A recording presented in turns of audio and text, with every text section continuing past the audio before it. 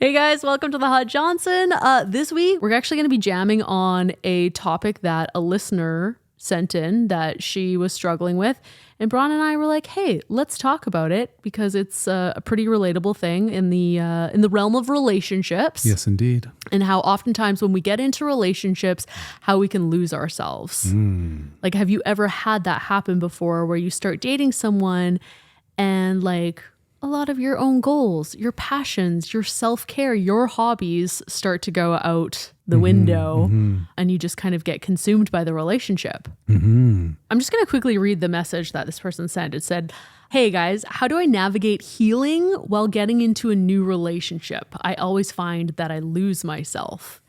And I think, I don't know, I can definitely relate to this. And I think a lot of it does stem from a lot of us maybe grew up in families where there was a lot of codependency with our parents. Yep. Like we see, you know, our parents kind of being attached at the hip. And so there's just like this learned behavior that's what a relationship looks like. Right. And now in this day and age, and as an adult, you get to decide for yourself what you want a relationship to look like. I was actually talking to my counselor about this recently, and she was saying one of the new growing trends is, and Esther Perel talks about this as well, the author. She's amazing if you don't listen to her podcast or haven't read her books. But I love her so much. Right? She's the best. I love her freaking podcast. She's badass. Shout out Esther. Shout out Esther. One of the biggest growing trends are couples who are together, like even married, but don't live together. Really? Yes. How have I not heard about this? I don't listen to her podcast, but wow. So break this down for me because I've never heard of this. Yeah. So there are couples who are married or common law that have actually consciously chosen to live in separate houses. Yeah. Yeah. Why? Well, if you're in a relationship with someone and you live with them for a long time, it can take the excitement out of a relationship. Like that's one thing Esther Perel talks about is like, as people, we have these two desires. One in relationships is for security and for safety. And the other is for novelty, is for newness, is for mystery. And that is how we keep the sexiness and the excitement in a relationship alive, is having that mystery. So if you live with someone, and especially if it's for years and years, like all that mystery is kind of gone. Interesting. Yeah, I could definitely see how that would be a fit for some people. For sure. I understand that, especially if that's something that you can afford. I mean, perhaps some of these people are well off enough where they can afford multiple houses that they're owning, or some people are renting two different houses. I mean, and it also I think it depends on the goals of the relationship itself. And so that's really interesting. Yeah. I'm not going to lie. I've definitely very much so thought about that. And after my last couple of relationships, I truly thought that I never wanted to live with a partner again. Interesting. Yeah. Yeah. Because I can so relate to what this person is talking about. Getting into a relationship and not only having that kind of consume you and take you off of your path, but also the whole component of, I don't know, like have you ever been in a relationship before and it starts to get too comfortable where you're just wearing sweatpants around one another? They become more like your roommate. You're not having sex anymore. It's just like, it can get blah and bland. And when you're living in the same space, I think it can be very easy to fall into that comfort dynamic versus like when you're living apart, there's still some separation of time to miss one another, time to live your own life so that when you do connect, there's like excitement and newness to share. And so what exactly, because I know you had some conversation with this human that was messaging about this topic. Yeah. And so how did the conversation roll out? Yeah. So the person who messaged in was kind of talking about how being in this new relationship, how there is a struggle to still focus on self, specifically around like your healing journey, still wanting to move that forward, going to the gym, doing all those self-care things. And what comes to my mind with all of this is, you know, I think it's really at the core, at the fundamental level of all of us, we all want love. And oftentimes when we don't have love or a relationship in our life, we can feel a certain, like we're maybe not as comfortable as we are in a relationship. And so it's easier to show up for the harder things in life. But then when you find love and you're given the thing that I think at a core level, all of us want and need, you're like, well, now I feel complete. So like, I think it can be easy sometimes to lose the motivation to still go out. It's like, if I'm going to break this down for how I think of it sometimes, as I've shared in previous episodes, for me in the past, having a hot body and being successful and achieving were the things that I thought made me lovable. So then when I found myself in a relationship and I'm getting that love, you threw it all out the window. Then it's very easy to be like, okay, well now I'm getting that need, I'm getting that love, so I don't need to work out anymore and I don't need to be ambitious and achieve because I've got the thing that was under why I was motivated to do those things. First place. Yeah. You know? Yeah, I hear you. Yeah. So the question is like, how do you not lose yourself in a relationship? Yeah. To me, I think it's about being very, very conscious about what you actually want for yourself, regardless of what your partner is going to give you, right? So if you're getting that love, the question is, are all of those things actually still important to you? Like, were they actually the main motivation? Like, were the things that person was striving for, were they actually genuinely motivated towards those? Or was it because they were actually just looking for the love? Yeah. Yeah. Well, that's a really good question right there. And I think if a lot of us looked at our goals and the things that we're motivated towards in life, if you were to really get honest with yourself and look underneath that and ask like, what am I going to get out of achieving this? I don't know if a lot of us are deeply connected. I think what you're speaking to is like being really deeply connected to an inner knowing, an inner purpose, an inner mission of those goals. Perhaps, or it could just be a very clear awareness of what you want for yourself. I think it's really great that this person is choosing to consciously work through this by talking to you about it, by talking to us about it, but also talking to her partner about it, because that's ultimately what's going to bring her to the bigger clarity of what's the deeper trigger. Like, why do I really feel so triggered when I reach out to pursue my own goals? Like, what's the fear underneath that discomfort when she's feeling that, even when her partner is looking at her and saying, no, it's okay. Like, go and do what you want to do. Yet she still has this fear. To me, that means that there's something much deeper that she hasn't addressed yet from her past that's triggering some kind of fight or flight response.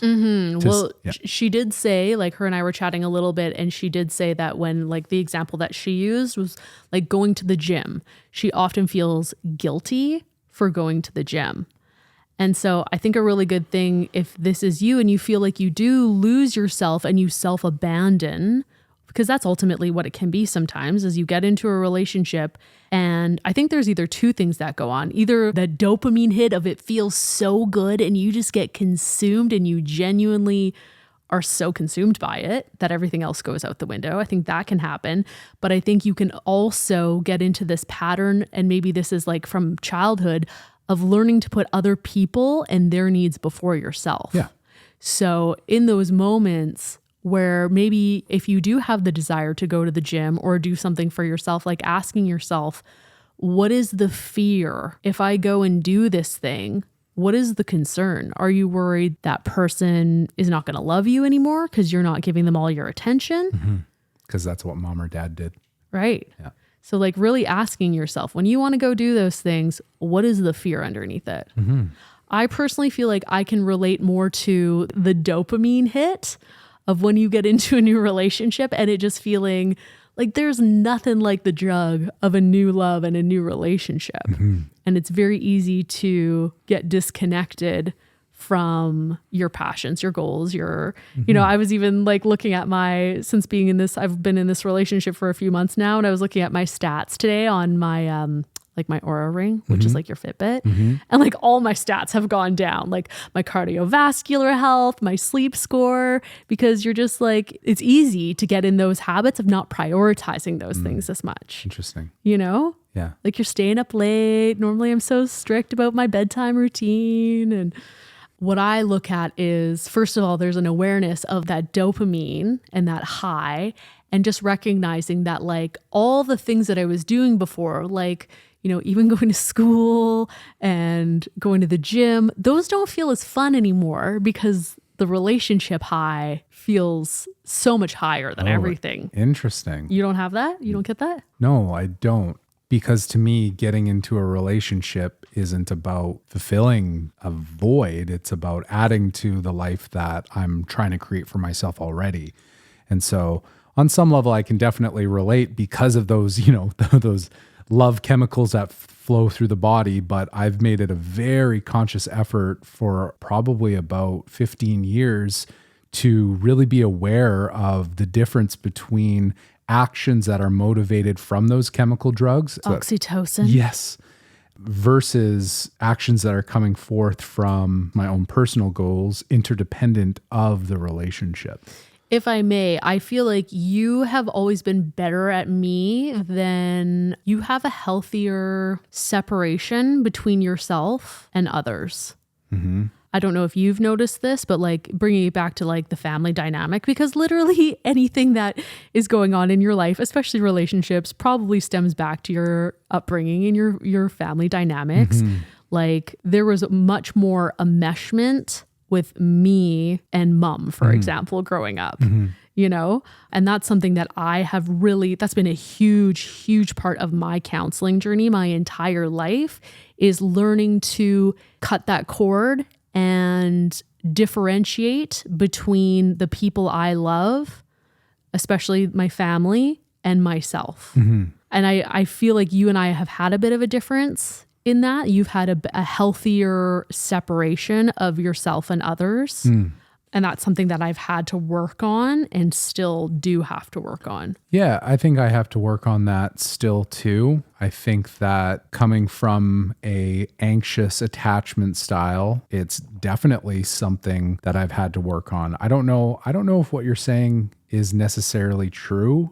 What about you? Yeah, I mean, perhaps, and I could be wrong, but perhaps I've just been working because I got into personal growth quite a bit younger than you did. Child, I've been in counseling since I was like a teenager in high school. Okay. Well, that's interesting to me because I feel like that I have had to work on that a lot because I grew up very anxious attachment. Like the idea of connecting with people and them leaving me, whether that's friends or romantic partners, used to shake me to my core. And so I've really had to do a lot of personal growth and a lot of healing around that. And it's still something that's coming up for me. I mean, I went out on a first date yesterday and I worked all day today. And there were a few times throughout the day where I impulsively checked my phone to see if she texted. And I actually had a moment within the past like 48 hours, because I've been thinking about this.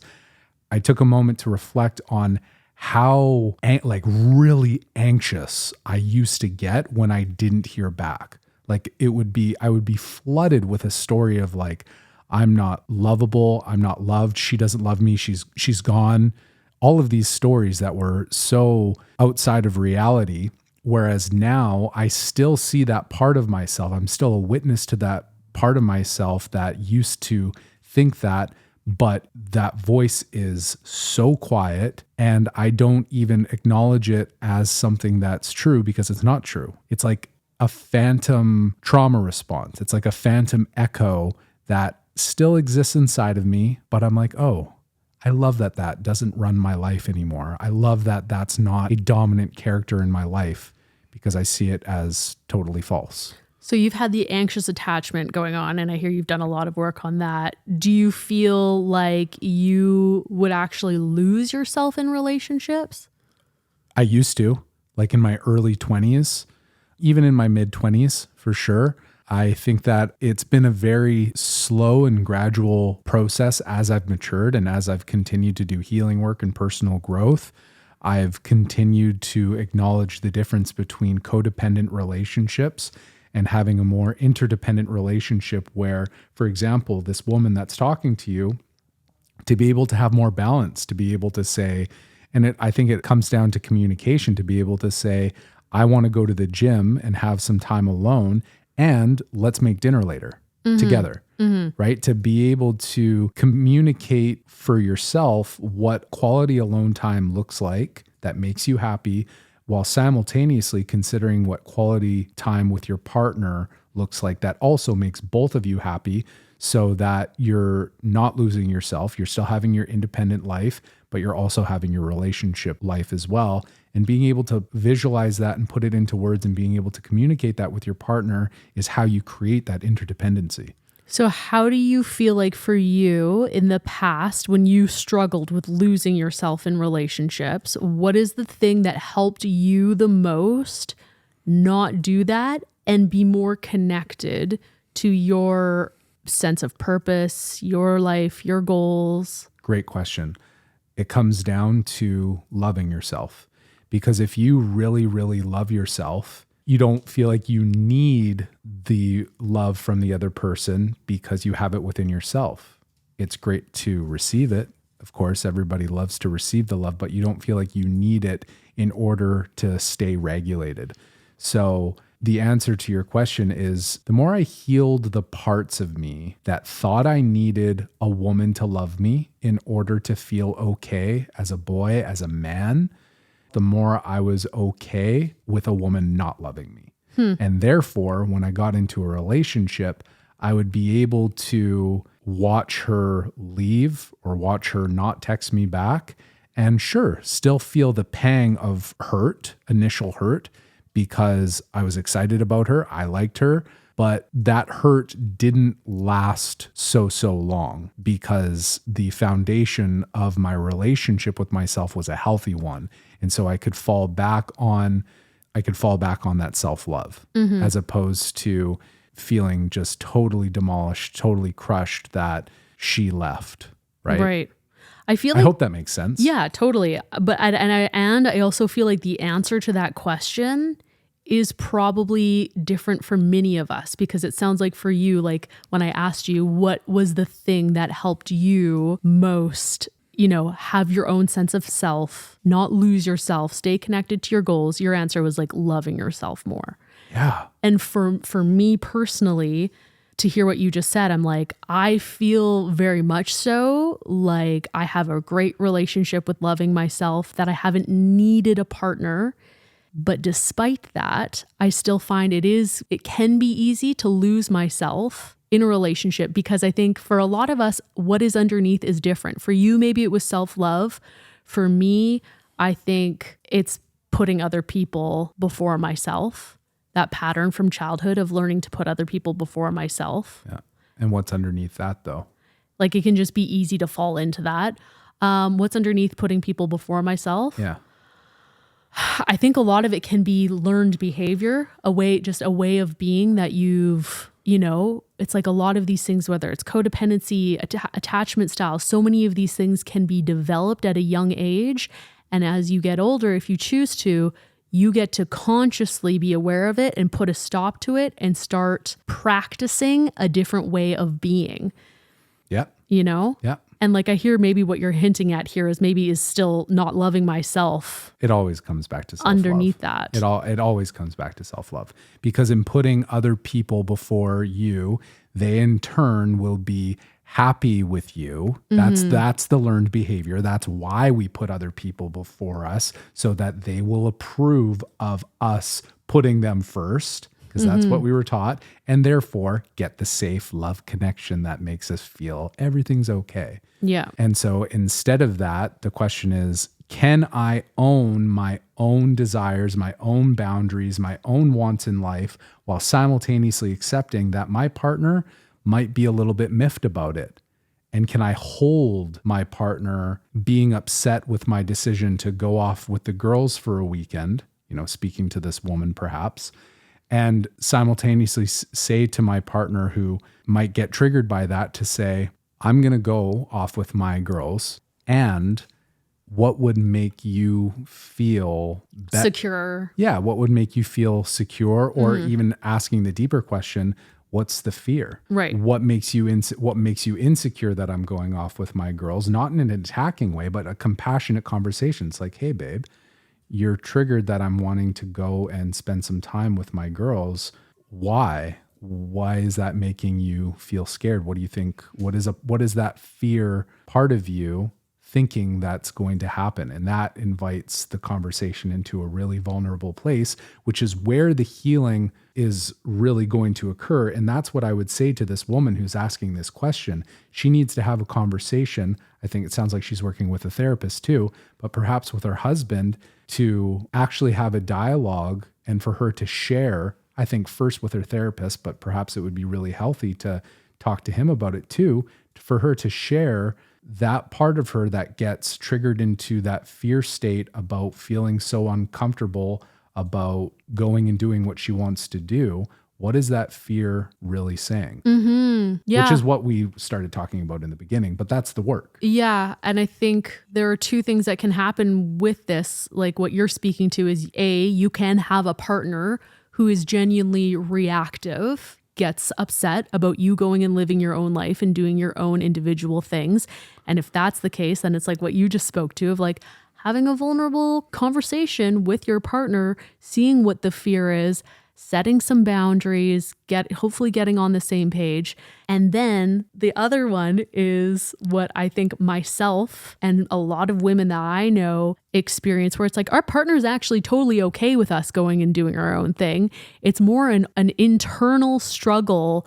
And maybe this is also a female thing. You know, I think a lot of women struggle with not putting ourselves first and putting our needs. I mean, I don't know if it's hardwired into us because we have babies and we need to put our children before our own needs. Definitely a big part of it. You know, I think going back to kind of what we were talking about a little bit before and my personal experience to this of like it starting in childhood. And even if you do, because like I said, I feel pretty confident in saying that I do really love myself. And I know this listener who messaged as well. She's, you know, a healthy gal who's got a happy, healthy life, but it can be easy. Relationships do a really great job of bringing up unhealed parts of us. And sometimes stuff we didn't know that was there, stuff that is still deeply imprinted from our childhood. And so it then becomes an exercise, like strengthening a muscle of being like, okay, I have this recognition of when I want to go, when I'm in a new relationship, and it's taking up my attention and my energy and I'm not wanting to go and do my, you know, self-care or my goals or my passions. It becomes a muscle of like actively choosing in those moments to do that, to start to build that muscle. Absolutely, it is. For me, something that I do to try to strengthen that is by getting into your flow state. So like thinking of the time for you where you feel the most jacked on your life, where you feel the most connected to your goals, whatever it is that is in your life that you love for just you. When are the moments or what are the things that help get you connected to that where you're really feeling that? And consciously getting yourself into those states. For me, it's like going for my walks, putting on music that gets me into an elevated, like pumped up state. And then when I'm in that state, then thinking about, you know, the things in my life that I want to accomplish and my goals just for me independently. But it's a conscious action and decision to do that. And I could definitely get better at doing it more often because it can just be so easy to be like, I'm happy, I'm in this relationship, instead of going and, you know, going to the gym or whatever it may be. Oh, I'd love to just spend time with him. I think it comes down to like an inner honesty component too, because you got to ask yourself in any given moment, do you really want to go to the gym or do you? Well, I mean, Kind of. That's really the question though, isn't it? I think that this invites everybody who's listening to this into a more vulnerable dialogue with self when you do get into a new relationship, or if you're in a relationship right now and you're struggling with this idea of losing yourself and not knowing how to set healthy boundaries with your relationship and yourself and your own personal life. Really, the simple but powerful question is, what do I actually fucking want to do with my time and energy? Do I actually, for me, want to go to the gym, or do I want to go and have fun with my partner?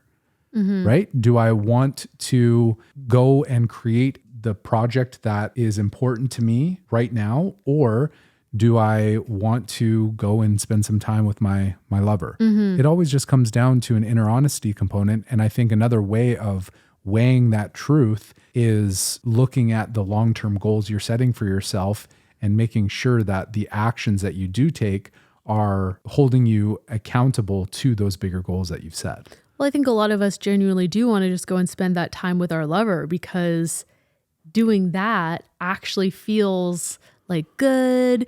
You know, we don't want to discount those like legit hormones, the oxytocin and the dopamine that feel good, in contrast to like, I don't know, maybe this is just me, but a lot of those other things, you know, whether it's like building a business, going to the gym, require hard work. And so they don't feel as just like enjoyable and as fun as just going and being with a loved one. I would challenge that, actually. I would say that if that's true for someone and if that's true for you, I would say that maybe the goal that you've set yourself is not quite in alignment with what you actually want, because our goals should feel good and enjoyable and fun. And if they're not, then we haven't set them, that we haven't aligned them properly with what we actually want to achieve for ourselves. Mm-hmm. Do you feel like all your goals are always fun and enjoyable? I think that overall they should feel worth it. Like the hard work should feel worth it. It shouldn't be a slog to get there. I think some days it does. Some days, yeah, you got to fucking snap yourself into shape and get your butt to the gym or whatever we're talking about. But overall, when you do it, that feeling of self-respect, of pride, knowing that you did the thing that you said that you were going to do, fills you with so much more of that good feeling that I think we all really want, as opposed to not doing it all and doing the perhaps easy thing. I'm not saying that you shouldn't do the easy thing, because sometimes that's what we need. But I'm saying that overall, there's got to be an inner honesty component. It's like, do I really want to go and chill with my lover, or do I want to go and crush? Totally. And I hear what you're saying, like, you know, the difference of like being with your lover, the heart good feels from that versus standing in your truth, being connected to the things that you say you want, that you're going to do for yourself, and feeling a sense of pride and purpose in showing up for things that actually are important to you and that you want for yourself and for your life. Well, I also think that after you're done doing that, you go home to your lover. Right. And so I think part of this too is each individual person is going to have had different experiences. Like, I don't know for this lady who messaged on social media what her life experience has been like, but I can even just think of you and I. For me, I feel like I've spent the majority of my entire life just like grinding and working hard and doing the hard work for the goals. And so now I feel like I'm actually, maybe for the first time in my life, in a place where I'm like actually just connected more to the feel good of like this love, this new relationship. And because it's like, you know, the pendulum swings from one extreme to the other. Right. I probably in the past didn't have balance between the hard work and the pleasure. I was more in the hard work all the time. Right. And so I feel like now the pendulum in my life has probably swung more to like the pleasure side. And I need to, at some point here in the near future, I mean, I'm still going to the gym and working and all these things. It's not like I'm being a total just soaking in this feel-good love. But I think there probably will be a healthier balance in the near future. It sounds like it. And it sounds like and I think a great word here is calibrating, right? Yeah. You're calibrating to what it means for you to have a healthy relationship with the gym, with the food you eat, with your work, while simultaneously calibrating this new person into your life in a way that still feels fun, exciting, and is a space for you to show up for everything else that's meaningful to you. Mm-hmm. And hopefully you're in a relationship, or you want to be in a relationship where both of the people in it want that bigger goal, whatever that is for you and the partner, in your lives. Mm-hmm. Because if you don't, then there's always going to be the potential for there to be that comfort where things do get stagnant and you do lose yourself into the comfort of the relationship. Oh, I'm just going to snuggle up to my person, and because there's love here, I don't need anything else. I mean, long term, that's not sustainable, because you will grow tired of that, because the human soul needs to have creative endeavor. And if it doesn't, then it's going to feel stagnant. We're not here to just lay down. We're here to create and have fun. Word. Yeah. Okay. Well, any other thoughts before we wrap up? I think the only thing that I want to say to this woman is keep on having deep conversations and keep inviting vulnerable dialogue between you and your partner in a safe way where you're sharing your truth, and to acknowledge for both of you, it's really, really healthy to have your own individual lives apart from each other, and to know that you're in the relationship because you love each other. And when you come home to each other at the end of the day, you're doing so because you have chosen to.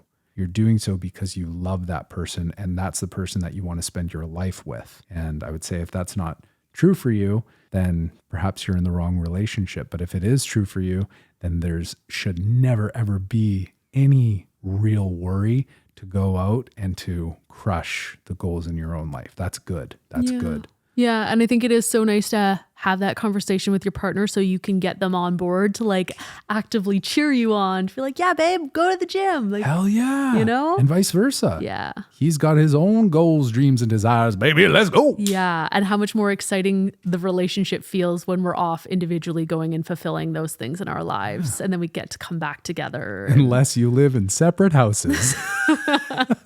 Fuck that. I'm never doing that. I understand. Opposed. No, I get it. I'm not fully opposed. Yeah, I hear you. Yeah. I kind of like my alone time. I just want to have sex with my partner. Oh, enough. Is that what it is? Absolutely. I want an abundant sexual relationship. And at the end of the day, come home for some every single day. Yeah. Absolutely. If it's a healthy sexual connection for me, absolutely. That's very important. Yeah. Yeah. Okay. What a great episode. Thank you, Denai. I think the last thing that I would say too is go out of your way to try to connect to yourself. Like we spoke of, like the self-love, your purpose, your passions. Like what are those things in your individual life that light you up? When are those moments where you connect to that? How can you get yourself in that space, in that state more often so you feel motivated to leave the comfort of the couch, the Netflix and chilling with your partner, and go out and also do the things that are important for you individually in your own life, whether that's healing, pursuing your goals, going to the gym, whatever. You will be safe in your pursuit of doing that, and that's what you're supposed to do. So go get it. Get it. Get it. Get it, babe. Go get it, babe. Was that Pharrell song? Yep. Go get it, babe. Okay. Thanks for joining us this week, guys. See you next week. Bye. Love y'all. Peace.